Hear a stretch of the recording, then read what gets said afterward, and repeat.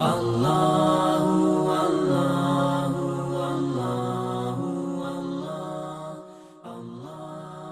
من الشيطان الرجيم.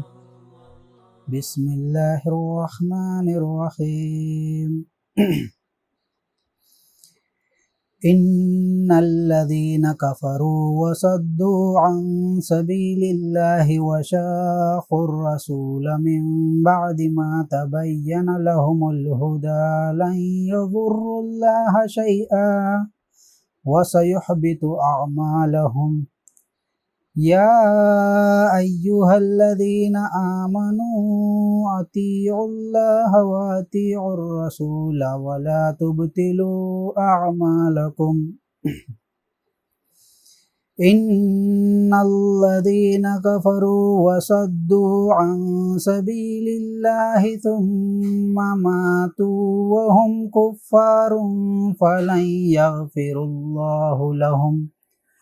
فلا تهنوا وتدعوا إلى السلم وأنتم الأعلون والله معكم ولن يتركم أعمالكم.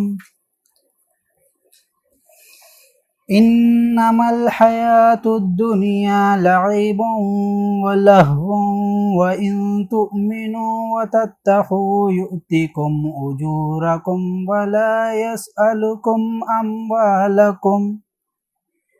إن يسألكموها فيخفكم تبخلوا ويخرج أضغانكم.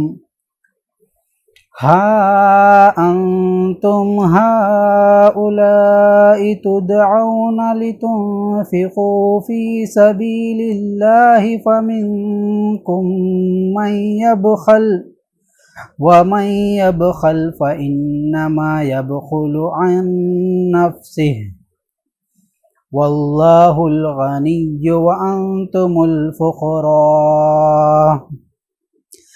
وإن تتولوا يستبدل قوما غيركم ثم لا يكونوا أمثالكم. صدق اللہ العظیم.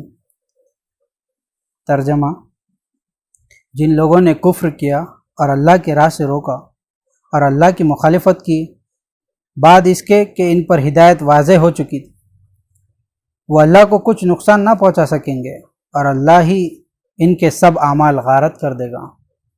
اے لوگو جو ایمان لائے ہو، تم اللہ کی اطاعت کرو اور رسول کی اطاعت کرو اور اپنے اعمال کو برباد نہ کرو۔ بے شک جن لوگوں نے کفر کیا اور اللہ کے راستے سے روکا پھر اسی حالت کفر میں ہی مر گئے، اللہ انہیں ہرگز نہ بخشے گا۔ پس تم کمزوری نہ دکھاؤ اور صلح کی دعوت نہ دینے لگو، تم ہی غالب رہو گے۔ اللہ تمہارے ساتھ ہے اور وہ تمہارے اعمال کو ہرگز ضائع نہ کرے گا۔ یہ دنیا کی زندگی تو بس ایک کھیل اور تماشا ہے۔ اگر تم ایمان لاؤ اور تقوی اختیار کرو تو اللہ تمہیں تمہارے اجر دے گا اور تمہارے مال تم سے نہ مانگے گا۔ اگر وہ انہیں تم سے مانگے اور تم سے مانگنے میں اصرار کرے تو تم بخل کرو گے اور اللہ تمہارے دلوں کی کھوٹ ظاہر کر دے گا۔ دیکھو تم ہی لوگ ہو کہ تمہیں اللہ کی راہ میں خرچ کرنے کی دعوت دی جا رہی ہے۔ تم میں کچھ لوگ ہیں جو بخیلی کر رہے ہیں، اور جو بخیلی کرتا ہے وہ اپنے آپ ہی سے بخیلی کرتا ہے۔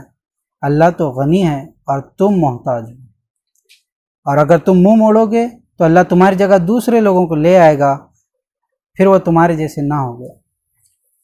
عزیز ترین ساتھیوں، آپ کے سامنے سورہ محمد کی 32-38 آیات کا پڑھی گئی اور اس کا ترجمہ پیش کیا گیا۔ سورہ کے آخر میں پھر سے اللہ تعالیٰ اعادہ کر رہا ہے انہی باتوں کا جن سے اس نے سورہ کا سٹارٹ کیا تھا۔ وہاں فرمایا گیا تھا کہ جن لوگوں نے کفر کیا اور اللہ کے راستے سے روکا، اللہ نے ان کے سارے اعمال غارت کر دیے۔ اور یہاں کیا فرمایا ہے؟ یہاں فرما رہا ہے کہ جن لوگوں نے کفر کیا اور اللہ کے راستے سے روکا اور رسول کی مخالفت کی بعد اس کی کہ ان پر ہدایت واضح ہو چکی تھی، وہ اللہ کو کچھ نقصان نہ پہنچائے گے اور اللہ ان کے سب اعمال غارت کر دے گا یا اکارت کر دے گا۔ اس آیت کے دو مطلب ہو سکتے ہیں۔ جن کاموں کو مشرکین نیک سمجھ کر کیا کرتے تھے، مثلا حاجیوں کو پانی پلانا یا حاجیوں کی خدمت کرنا، مہمانوں کی ضیافت کرنا یا کعبے کی مجاوری کرنا، اس کا نظم اس کا انتظام کرتے رہنا، اللہ نے ان کے سارے اعمال غارت کر دیے۔ ایک تو یہ مطلب تھا۔ دوسرا مطلب یہ ہے اس کا کہ اللہ اور اس کے رسول کے دین کو روکنے کے لیے وہ جو بھی تدبیریں بنا رہے تھے وہ ان سب میں وہ ناکام اور نامراد ہو جائیں گے۔ کفار و مشرکین جو اللہ کے رسول صلی اللہ علیہ وسلم کی مخالفت کر رہے تھے وہ کچھ اندھیرے میں رہ کر یا ناواقفیت کی بنا پر اس لیے نہیں کر رہے تھے، بلکہ اس آیت میں بتایا جا رہا ہے کہ من بعد ما تبین لہم الہدی، ان پر ہدایت واضح ہو چکی تھی، اور لن یضروا اللہ شیئا، وہ اللہ کو کچھ نقصان نہ پہنچا سکیں گے یا وہ اللہ کو کچھ بگاڑ نہیں سکیں گے۔ اللہ کو نقصان پہنچانے کا جو مطلب ہے وہ یہ نہیں کہ اس کی ذات کو کچھ نقصان پہنچا سکیں گے، کیونکہ وہ اتنے حقیر اور کمزور تھے کہ اس بارے میں بات ہی نہیں کی جا سکتی ہے، بلکہ اس کے معنی یہ ہو سکتے ہیں کہ جو بھی اللہ کے دین کا کام کر رہے تھے، اس کی اتاری ہوئی شریعت کا کام کر رہے تھے، وہ ان کے ماننے والوں کا کچھ نہیں بگاڑنے والے تھے، چاہے وہ کتنے ہی طاقتور ہوں۔ اور ان کے لیے کیا ہے؟ وَسَيُحْبِطُ أَعْمَالَهُمْ، اللہ ان کے سارے اعمال غارت کر دے گا۔ پھر دوسری آیت ہے یا ایھا الذین آمنوا اطیعوا اللہ واطیعوا الرسول ولا تبطلوا اعمالکم، کہ اے لوگوں جو ایمان لائے ہو، اللہ کی اطاعت کرو اور اس کے رسول کی اطاعت کرو اور اپنے اعمال کو برباد نہ کرو۔ یعنی اعمال کی قبولیت کے جو سارا انحصار ہے وہ اللہ اور اس کے رسول کی اطاعت پر منحصر ہے۔ اس بات سے اندازہ ہوتا ہے کہ اس وقت کچھ لوگ ایسے موجود تھے جو مصلحت کے تحت اسلام قبول کیے ہوئے تھے، جو جن پر اسلام کے بعض احکامات بڑے شاخ گزرتے تھے، بڑے گرا گزرتے تھے، جیسا کہ اللہ کے راہ میں جہاد کرنا، اللہ کے راہ میں مال خرچ کرنا۔ تو اللہ تعالیٰ کے یہاں وہی ایمان قابل قبول ہے جو اس کے شرائط کے مطابق ہو، اور جو لوگ اپنے شرائط کے مطابق ایمان لانا چاہتے تھے، اپنے مفادات کے تحت اطاعت کرنا چاہتے تھے، تو اللہ تعالیٰ ان کی دینداری ان کے منہ پہ مار دے گا۔ اور جو اس قسم کی باتیں کرتے تھے ان کے لیے تنبیہ ہے کہ وہ اس طرح کی باتیں کر کے اپنے اعمال کو ضائع نہ کریں یا رائگاں نہ کریں۔ ان الذین کفروا وصدوا عن سبیل اللہ ثم ماتوا وهم کفار فلن یغفر اللہ لهم، بے شک جن لوگوں نے کفر کیا اور اللہ کے راستے سے روکا پھر اسی حالت کفر میں ہی مر گئے، اللہ انہیں ہرگز نہیں بخشے گا۔ یعنی مغفرت کا جو موقع ہے اسی دنیا میں میسر رہے گا، اور کافر اور نافرمان لوگوں کے لیے آخری دم تک توبہ کا دروازہ کھلا رہے گا۔ اس قسم کی جتنی بھی آیاتیں ہیں وہ ایک طرف تو کفار سے مخاطب ہے، دوسری طرف اہل ایمان کے لیے بھی ہے۔ کفار کے لیے یہ آخری الٹیمیٹم ہوتا ہے کہ وہ جلد از جلد اپنی اصلاح کر لے اور گناہوں سے تائب ہو جائے، اس سے پہلے کہ توبہ کا دروازہ بند ہو جائے۔ وہیں اہل ایمان کے لیے یہ ایک تنبیہ ہوتی ہے کہ وہ اس روش سے بچے جو اس خطرناک اور برے انجام تک انہیں لے کے جائے۔ آگے فَلَا تَهِنُوا وَتَدْعُوا إِلَى السَّلْمِ وَأَنْتُمُ الْأَعْلَوْنَ وَاللَّهُ مَعَكُمْ وَلَنْ يَتْرِكُمْ أَعْمَالَكُمْ، پس تم کمزوری نہ دکھاؤ اور صلح کی دعوت نہ دینے لگو، تم ہی غالب رہو گے، اللہ تمہارے ساتھ ہے اور وہ تمہارے اعمال کو ہرگز ضائع نہیں کرے گا۔ یعنی اگر اس وقت کے حالات کا اگر جائزہ لے تو پتہ چلتا ہے کہ مدینے میں ایک چھوٹی سی بستی میں چند سو صحابہ جو اسلام کی نمائندگی کر رہے تھے، ان کا مقابلہ صرف کفار کے قبیلے، ایک طاقتور قبیلے سے نہیں تھا، بلکہ عرب کے کفار و مشرکین سے تھا۔ اور اس سچویشن میں، ان حالات میں ان کو حکم دیا جا رہا ہے کہ وہ کم ہمتی سے کام نہ لے اور جلد بازی میں آ کے صلح نہ کر لے۔ اس سے کیا ہوگا؟ اس سے تمہاری کمزوری کا اظہار ہوگا اور دشمن دلیر ہو جائے گا۔ پہلے آپ کی طاقت کا لوہا منوا لے، پھر اس کے بعد میں صلح کریں گے۔ تو دوسری جانب وہاں پر کچھ منافقین تھے جو کہ جنگ کا حوصلہ ہمت نہیں رکھتے تھے، تو وہ دونوں جانب مسلمانوں کو بھی اور کفار کو دونوں کو بھی صلح کا مشورہ دیا کرتے تھے۔ اس طرح وہ اپنے آپ کو ایک پیسفل پارٹی، ایک امن پسند لوگ کے جیسا اپنے آپ کو متعارف کرواتے تھے لوگوں میں، اور بار بار یہ مشورہ دیتے تھے کہ یہی طریقے سے، یہی پالیسی اختیار کرنے کے بعد خیر رہے گا اس میں، ورنہ کیا ہوگا، بھائی بھائی کا قتل بہاتا رہے گا اور پوری قوم کا شیرازہ بکھر جائے گا۔ یہ ساری تدبیر منافقین اس لیے کرتے تھے کہ وہ اپنی بزدلی، اپنی مفاد پرستی اور نفاق کے جراثیم کو چھپانا چاہتے تھے، اور اسی سے اللہ تعالیٰ پردہ اٹھانا چاہتا تھا کہ بزدل ہو کے صلح مت کرنا، اور سمجھوتے کہ دائی بن کر نہیں آنا چاہیے۔ بعض اہل ایمان عزم و ایمان کے ساتھ جہاد کے لیے اٹھنے کے لیے اللہ تعالیٰ ابھار رہا ہے، اور یہ پیشن گوئی بھی دے رہا ہے کہ تم ہی سربلند رہو گے کیونکہ اللہ تمہارے ساتھ ہے، جیسا کہ آیات میں ہے وَأَنْتُمُ الْأَعْلَوْنَ، کہ تم ہی برتر رہو گے۔ مسلمان برتر کیوں رہیں گے؟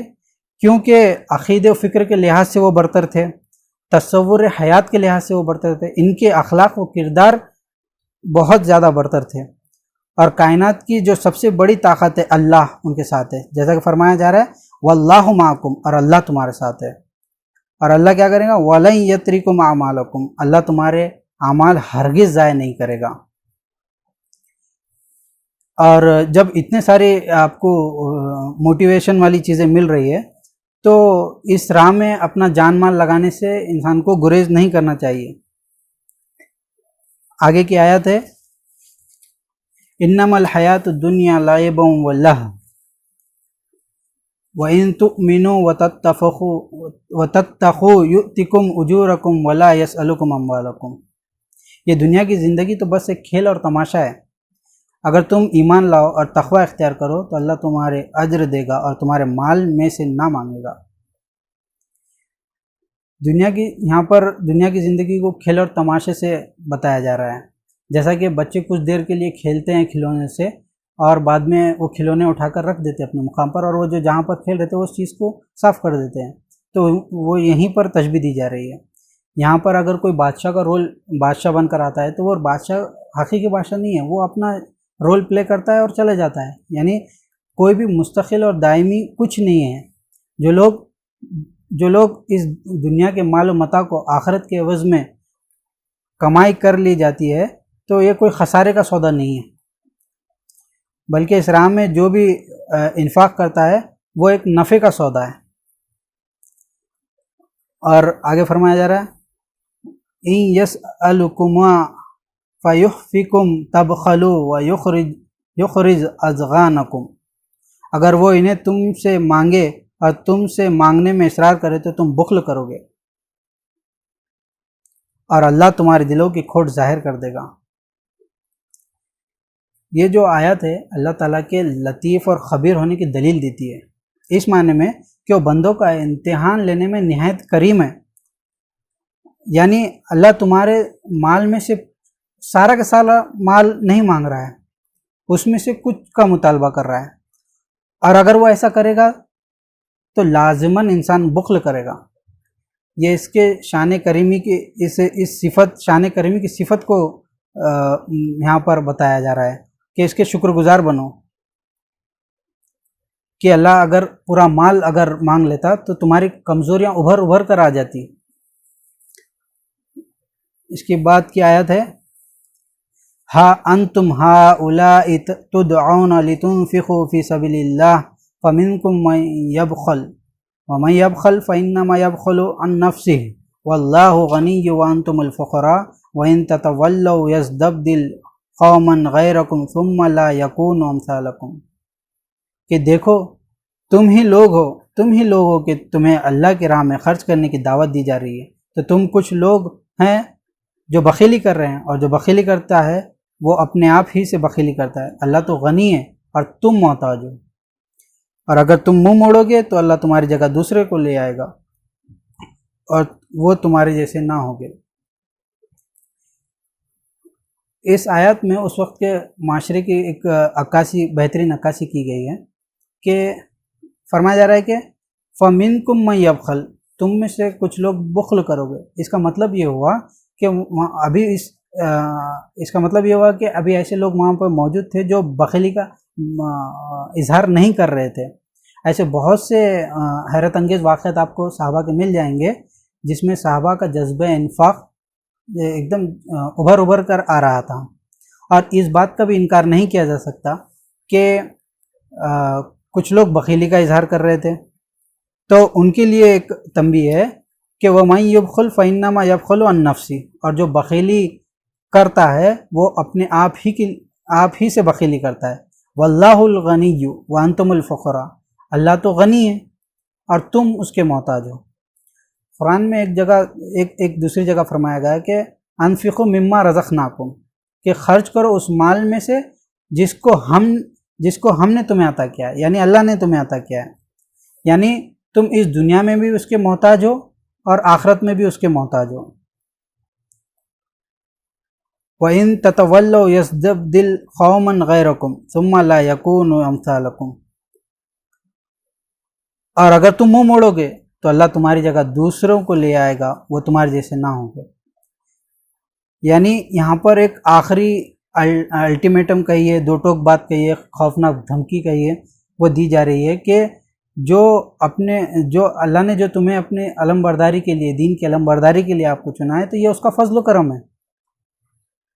اگر اس عطیے کی آپ ناقدری کرو گے، اس نعمت، تو وہ اپنی نعمت واپس لے لے گا، اور جو اس نے تم کو عطا کی ہے، اور اللہ تمہاری جگہ دوسروں کو منتخب کرے گا اور وہ اس کے احسان مند ہوگے۔ تو اللہ تعالیٰ سے دعا ہے کہ ہمیں کہنے سننے سے زیادہ عمل کی توفیق دے، اس کی نعمتوں کا شکر ادا کرنے کی توفیق دے۔ وما علینا الا البلاغ۔